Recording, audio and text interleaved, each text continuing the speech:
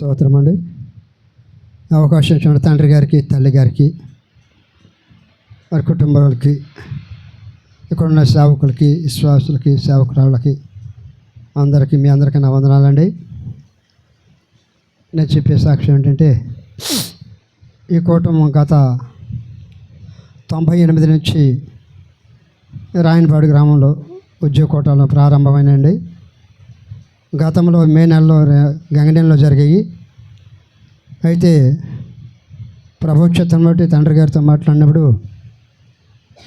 ఒక నైటు పగలు, అంటే శుక్రవారం నైటు శనివారం పగలు డేటు పెట్టి ఆ కూటం జరగటం జరిగిందండి. అప్పుడు కనీసం ఏది చేయాలన్నా నాకు తెలియదు, నాకు అసలు చేతిలో ఏం లేవండి. అప్పుడు మా మేనమామలు ముగ్గురండి, ఈ చిన్న ఆయనతో కూడాను, ఎదురుగున్న ఇంటి ఆయనతో కూడా, వీళ్ళు ముగ్గురు ఏకమై వాళ్ళు ముగ్గురు మాట్లాడుకొని 9-18 టెంట్ తెచ్చి పెట్టారండి. నువ్వు కూటం చేసుకో, కూటం అంటున్నావు కానీ కూటం చేసుకొని మేము ఇస్తాం టెంట్కి అని చెప్పేసి ఒక నైట్ పగలు కూటం జరిగిందండి.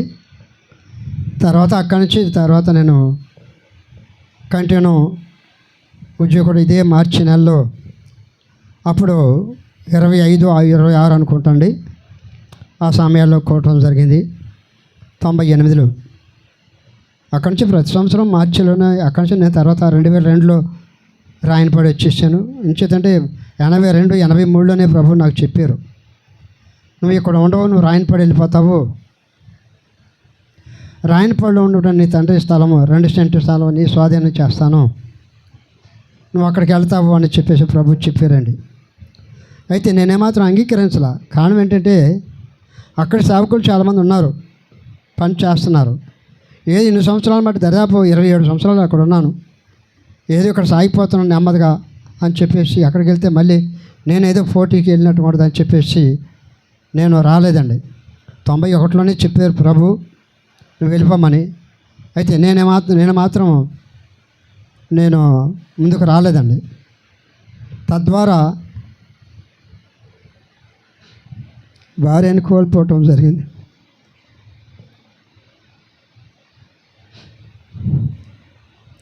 తర్వాత ప్రభు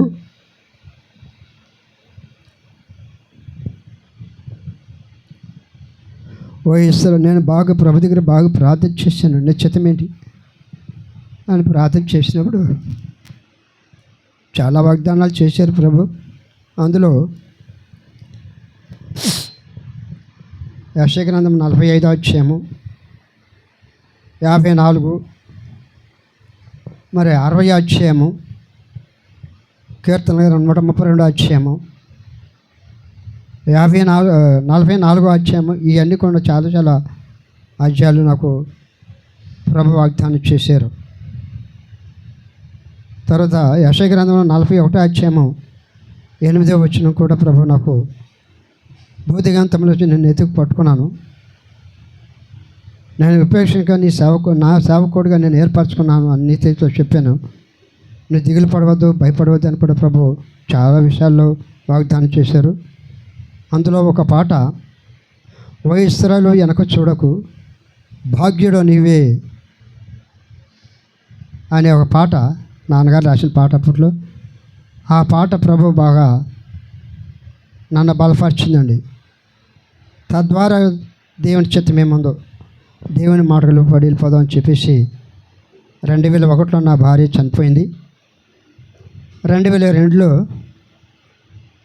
నేను ఇక్కడికి రావటం జరిగిందండి. ఇక్కడికి వస్తే ఇక్కడ ఇదంతా గొయ్య, ఏమాత్రం చినుకులు పడ్డా కూడా గెలకల్లోతో నీళ్లు బురద ఆ విధంగా ఉండేదండి. ఉపవాస కూటాలు పెట్టాలన్నా, ఉద్యోగ కూటాలు పెట్టాలన్నా చినుకు పడిందంటే భయం వేసేదండి. ఒక కూటానికి అయితే ఒంటినట్టు అడిగి లేచాను, కానీ బురద కింద పోసి పైన పరదాలు వేసి పైన మళ్ళీ దుప్పట్లు వేసి ఇవి రగ్గులు బొంతలండి అవి వేసి కూటం చేయడం జరిగింది. తర్వాత కూటానికి కూడా పోసాను, 4 బత్తాలు తెచ్చి పోసి ఉపవాస కూటాలు జరిగినాయి. ఒక సంవత్సరం ఆమె చనిపోయిన సంవత్సరం అయితే వెనకాల రోడ్లో ఎదరికి వెళ్ళిన తర్వాత ఎడం కుడి చేతి పక్క ఉంది. ఆ స్థలంలో అప్పుడు ఖాళీగా ఉంది ఆ స్థలం. అక్కడ కూటం ఉపవాస కూటాలు జరగటం జరిగింది. దేవుని కృపను బట్టి గంగినెలలో ఉండగాను సెప్టెంబర్లోనే ఉపవాస కూటాలు జరిగినాయి. ఇప్పుడు ఆ ఉపవాస కూటాలు అప్పుడే అలాగే సెప్టెంబర్లో జరుగుతున్నాయి. సరే కాదు. అయితే ఈ మార్చి కూటాలు అప్పటి నుంచి కూడా దేవుని కృపను బట్టి తర్వాత దేవుడు నాకు ఇచ్చిన సహాయాన్ని బట్టి అప్పట్లో 150 రూపాయలు ట్రక్కు మట్టి, రాయనపడి చెరువులో మట్టి. అప్పుడు తేపకు 2 ట్రక్కులు, తేపకు 2, తేపకు 2, తేపకు 3, తేపకు 4 ఇట్లా మట్టి తోలిచ్చా. ఆ తోలినైన కూడా నేను ఇచ్చినప్పుడే తీసుకునేవాడు, అడిగేవాడు కాదు. తర్వాత కొంచెం ఆయన తోలలేదు, కానీ మొత్తానికి నేను ఇచ్చినప్పుడు తీసుకునేవాడు. ఆ రీతిగా దాదాపు 38 ట్రక్కులు మట్టి తోలానండి ఇక్కడ. ఇవాళ ఆ మట్టి కనపడాల, ఏం తోలేడు, ఏది మట్టి మెరక అన్నట్టుగా ఉందా. ఆ రీతిగా చేసి ఆ రీతిగా పరిపోయి ఇప్పుడు ఈ పక్కన ఈ రోడ్డు వైపున ఈ పనట మూల మట్టి తోలితే తూర్పు మూలన చిన్న గుడిసె వేసుకునేవాడు. చాలా మంది గుడిసెళ్ళి కాపల గుడిసెళ్ళి తూర్పు వైపున మట్టి తోలుతున్నాడంటే ఇటు ఆగ్నేయ మూల చిన్న గుడిసె వేసుకునేవాడిని.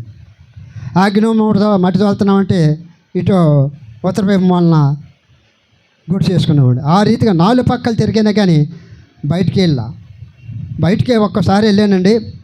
అంతా కలిపి ఒక వారం కూడా ఉన్నానో లేదో ఒక నింద మీద నా మీద పడేశారు.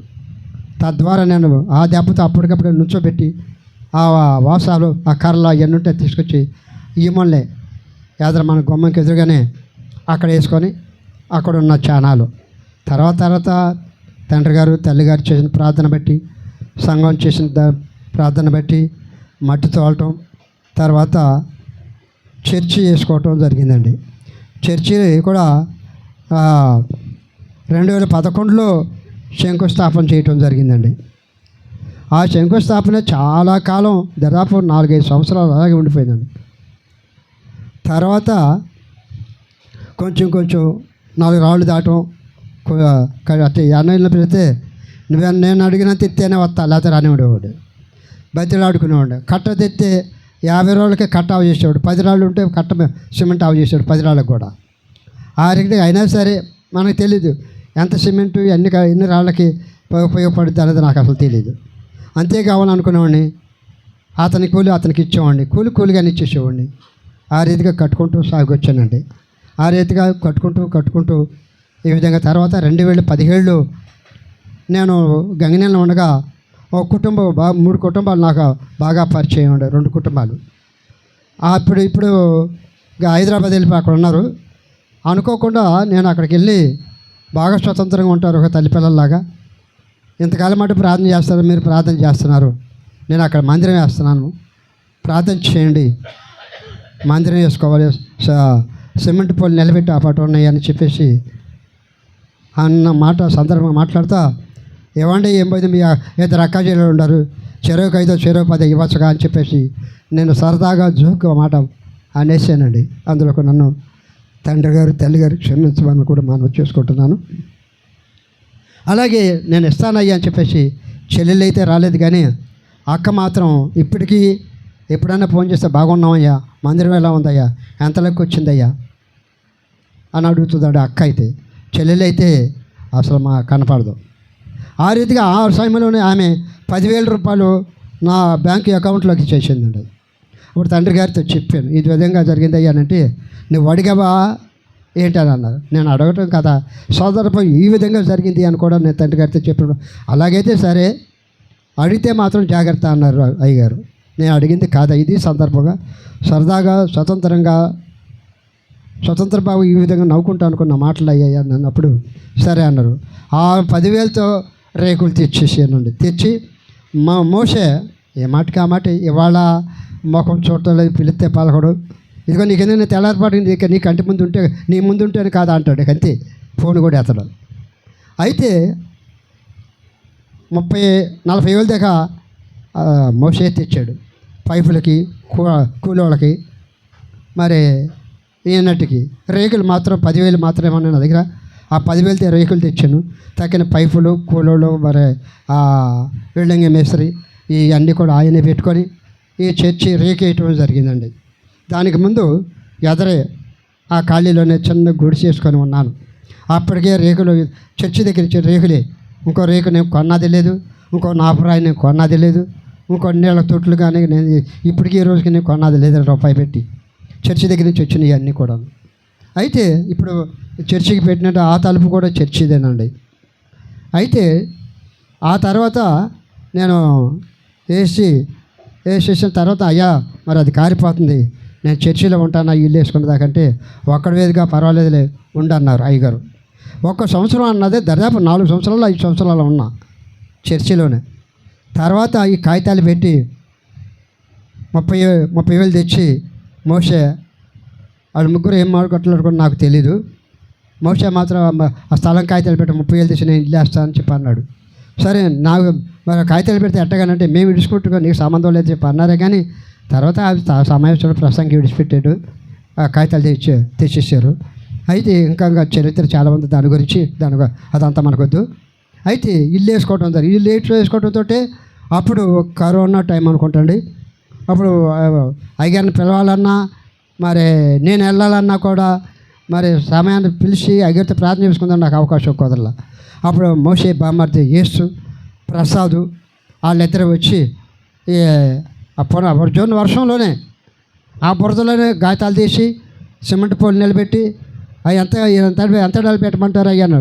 10 అడుగుల కంటే ఎక్కువ వద్దు, 10 అడుగులు 12 అడుగులు బారు, అంతకంటే ఎక్కువ పెట్టినా మళ్ళీ నాకు తిరగటానికి లేదు, ఒకటి దుడ్డు కట్టుకోవాల్సిన పని ఉంది అని చెప్పిన 10 అడుగులే ఎడాలు పెట్టి 12 అడుగులు 13 అడుగులు బారు పెట్టి అది వేయటం జరిగింది. అది కూడా 15 అడుగులు నాకు గుర్తులేదు. అది ఇల్లు వేసుకున్న తర్వాత అయ్యతో అదే ఇది సంగతి అయ్యానంటే సరే నేను ప్రార్థన చేస్తాను నీకు ఎందుకు ఇంట్లోకి వెళ్ళిపో అన్నారు. ఇంట్లోకి వెళ్ళగానే అయ్యగారితో తీసుకొచ్చి ప్రార్థన చేయటం రాలేదు.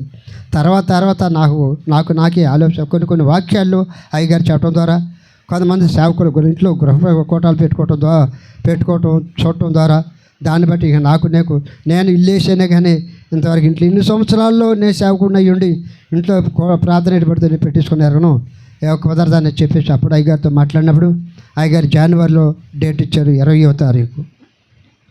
ఆ తర్వాత 20వ తారీఖు అక్కడి నుంచి ఇది 4వ సంవత్సరం అనుకుంటండి, 4-5 జరుగుతుంది. నేను డైరీ చూడలేదు, దయచేసి క్షమించండి. అయితే ఇక అక్కడి నుంచి ఇంట్లో ప్రతి సంవత్సరం కూటం పెట్టుకోవడం ద్వారా స్తుతి కూటం జరుపుకోవడం ద్వారా దేవుడు నన్ను క్రమక్రమంగా ఆ చర్చిలో ఉన్న బ్యానర్లు తీసుకొచ్చి చుట్టూ కట్టి ఆ పునాది వరకు తేపకు 10 రాళ్ళు తీసుకొచ్చి కట్టుకోవటం రావడం ద్వారా ఇప్పుడు చర్చికి చుట్టూ పెట్టి అడ్డంగా పడుకోబెట్టిన రేకులు కూడా చర్చి దగ్గర అయ్యాయి, ఇక్కడ ఈ ప్రాంతానికి కావు. అయితే ఆ రీతిగా నిలబెట్టుకుంటూ ఇప్పటి వరకు ఈ రీతిగా వచ్చానండి. అయితే ఇంతకుముందు ఇల్లు వేయకముందు ఇది ఇంకా గొయ్యండి చర్చి. ఏం చేయాలి అర్థం కాల. ప్రభు 3,000 ఇచ్చారు, 3,000 బ్యాంకులో పెట్టా. అయితే ఆ ఇల్లు వేస్తే చర్చి గొయ్యి అవుతుంది. గొయ్యి అయిందంటే నాకు ఏదో ఒక నష్టం జరిగేటట్టుగా ఉంది.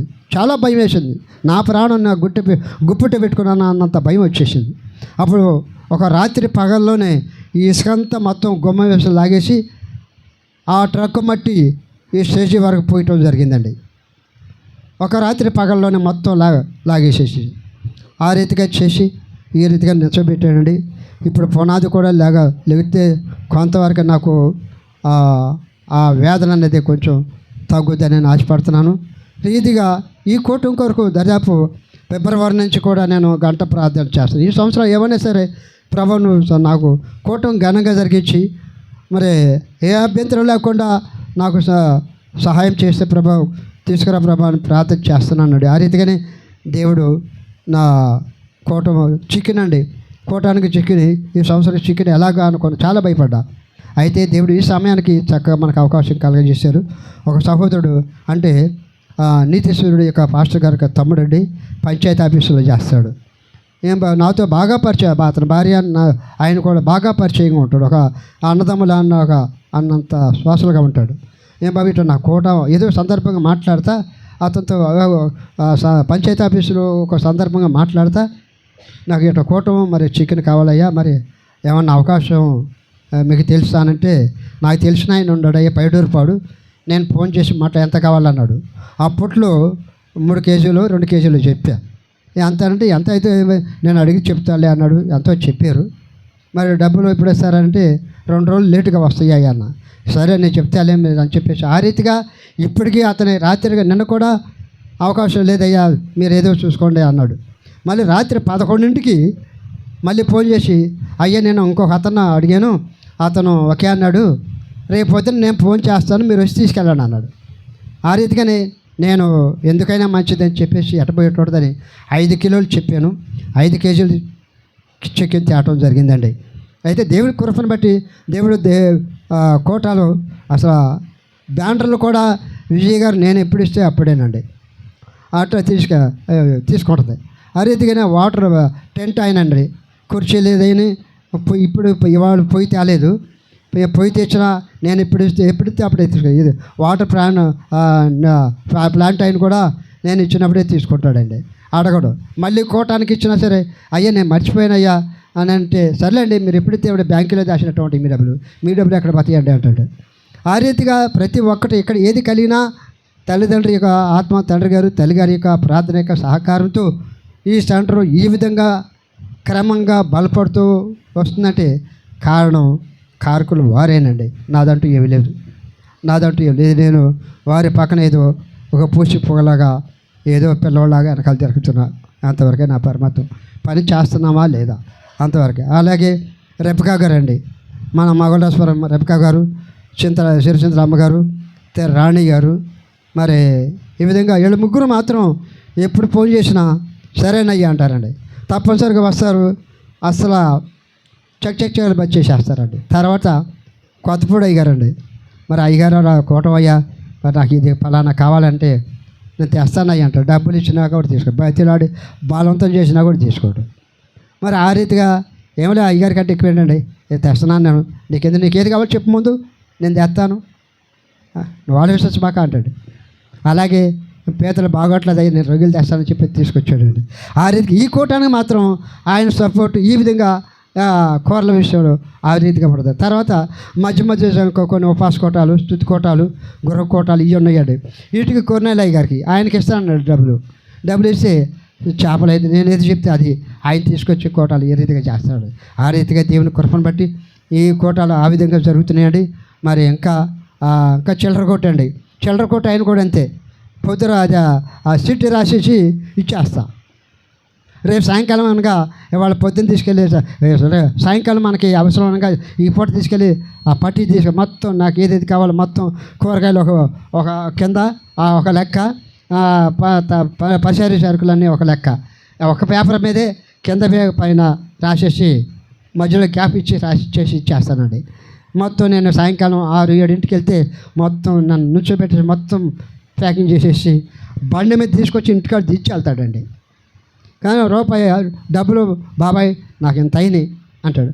అయ్యా సమయానికి కూడా నీకు అందుబాటులో ఉంటే నేను ఇస్తా, లేకపోతే కొంచెం టైం పట్టుద్ది, నీ ఇష్టం అంట. నువ్వు ఎప్పుడు ఇచ్చినా సరే నువ్వు ఎగ్గొట్టే మనిషి కాడు, ఈ ఊళ్ళో మనిషి, నువ్వు ఇష్టం నువ్వు ఎప్పుడు అన్నీ అంటాడు. ఆ రీతిగానే అవి జరుగుతుందండి. ఇంకొకటండి, గత సంవత్సరం కంటే అంతకుముందు సంవత్సరం ఒక సహోదరి సగం నేను కోటానికి కొన్ని సరుకులు ఇస్తాను అయ్యా అని చెప్పేసి సగంలో సగం ఇచ్చిందండి. అసలు మామూలుగా మనం తెచ్చుకునేది కొంత ఉంటుంది, ఒక పాయింట్, ఆ పాయింట్లో సగం పాయింట్లో సగంలో సగం ఇచ్చింది. అంతకుముందు సంవత్సరం, పోయిన సంవత్సరం ఏమో సగం ఇచ్చిందండి. ఒక దాంట్లో ఒక భాగంలో సగం ఇచ్చింది. ఈ సంవత్సరం ఆల్రెడీ నేను కొట్టుకాడు ఇచ్చేద్దామని పట్టి రాశాను. ఈ లోపల వచ్చి బాబాయ్ అంటున్నాను, బాబాయ్ మరి ఏం కావాలో కోటానికి నాకు చెప్పు, కాగితం రాసి నేను తెస్తాను అన్నది. అమ్మ నేను ఆల్రెడీ పట్టి రాశాను, ఇందులో నేనేమి తేగలవో అవన్నీ టిక్కు పెట్టు, ఏం తెస్తావో అవి టిక్కు పెట్టుకో, నాకు పేపర్ ఇచ్చాయన్న. సరే ఒక అరగంటలో తెస్తానని తెచ్చుకొచ్చి ఆమె మొత్తం వచ్చేసి ఆ పేపర్ నాకు ఇచ్చి ఒక నూనె ఒక నెయ్యి మాత్రం నువ్వు తెచ్చుకో, పెరుగు ప్యాకెట్లతో సహా నేను తీసుకొచ్చి నీకు అప్పచెప్తాను అంత. ఒక నూనె 3 కేజీలు రాశా నూనె, సన్ఫ్లవరు, నెయ్యి చిన్న సీసాలండి, ఒక బెత్తుడు ఏదో మందం ఉంటుంది, అవి 3 సీసాలు రాశా.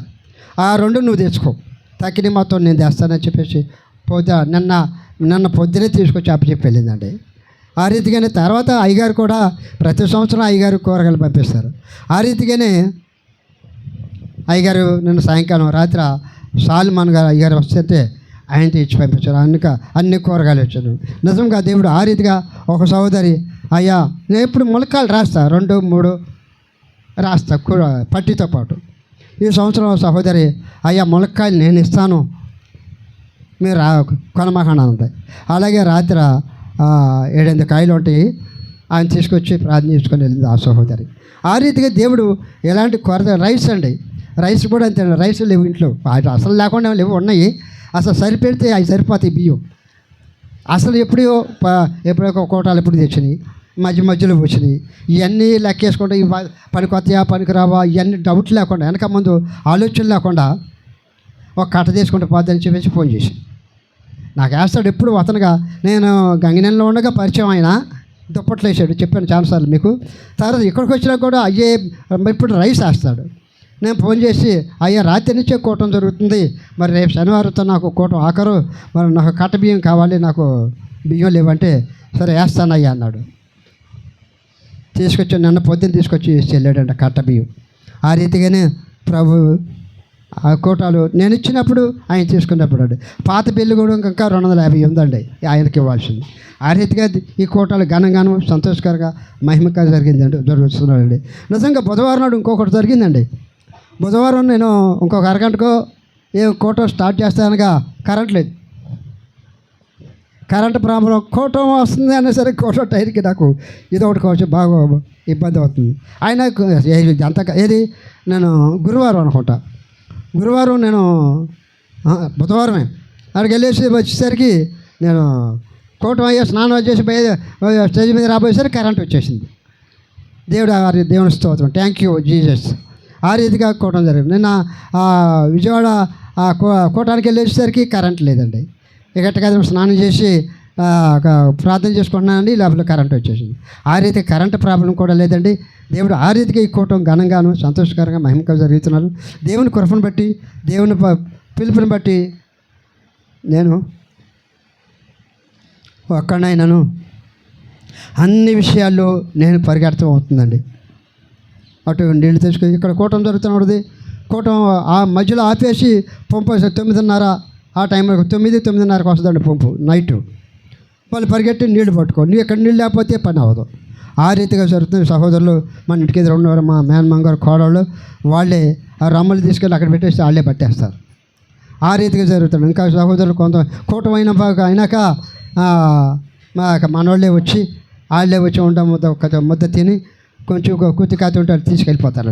తీసుకెళ్ళటం కాకుండా అంట్లు మొత్తం ఏమైనా ఉండి చూసి వాళ్ళే దేవుడాడి అన్నీ బయట వేసుకొని అవన్నీ కడిగేసి అక్కడ పెట్టేసి మొత్తం తిని వెళ్తారండి. నిజంగా దేవుని కృపను బట్టి దేవుడు వారికిను వారి కుటుంబాలకి ఇక్కడ వంట చేసినట్టు బిడ్డలందరికీ కూడా మీ అందరికీ కూడా ప్రభు పేట ఆశీర్వాదము, నా కుటుంబం తరఫున దీవెన ఆశీర్వాదం పంపుతూ వందనములు చేస్తున్నాను. ఇదే నా సాక్ష్యం అండి. ఈ కూటం ఇంకా ముందు దినాల్లో ఇంకా ఘనంగాను సంతోషకరంగా మహిమకరంగా జరగాలని ప్రార్థన చేస్తారా మనం చేస్తున్నాను. మీ అందరికీ నా వందనాలు.